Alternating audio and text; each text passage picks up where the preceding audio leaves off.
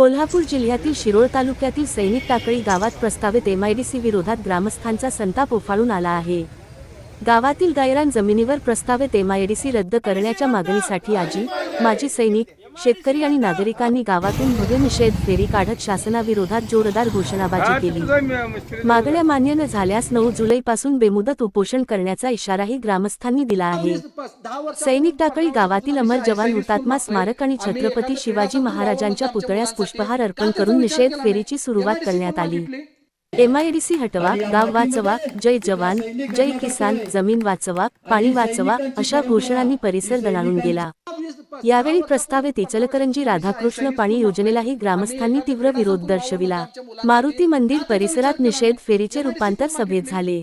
सभेत विविध मान्यवरांनी सैनिक टाकळीची सैनिकी परंपरा जपण्याची गरज अधोरेखित करत प्रस्तावित एमआयडीसी रद्द करण्याची मागणी केली। तसेच गावासाठी प्रलंबित असलेल्या सैनिक स्कूल, भरतीपूर्व प्रशिक्षण केंद्र आणि केंद्रीय विद्यालयाच्या मागण्या तातडीने मंजूर कराव्यात अशी मागणीही करण्यात आली। मागण्या मान्य न झाल्यास येत्या 9 जुलैपासून सैनिक टाकळी येथील अमर जवान हुतात्मा स्मारकासमोर बेमुदत उपोषण सुरू करण्यात येईल असा इशारा ग्रामस्थांनी दिला आहे। या संदर्भातील निवेदन आमदार राजेंद्र पाटील यड्रावकर, शिरोळचे तहसीलदार आणि कुरुंदवाडचे पोलीस निरीक्षक यांना देण्यात आले आहे। प्रस्तावित एमआयडीसी विरोधातील हे आंदोलन आता अधिक तीव्र होण्याची चिन्हे असून शासन यावर काय भूमिका घेते याकडे संपूर्ण परिसराचे लक्ष लागले आहे। न्यूज रिपोर्टर सैनिक टाकळी।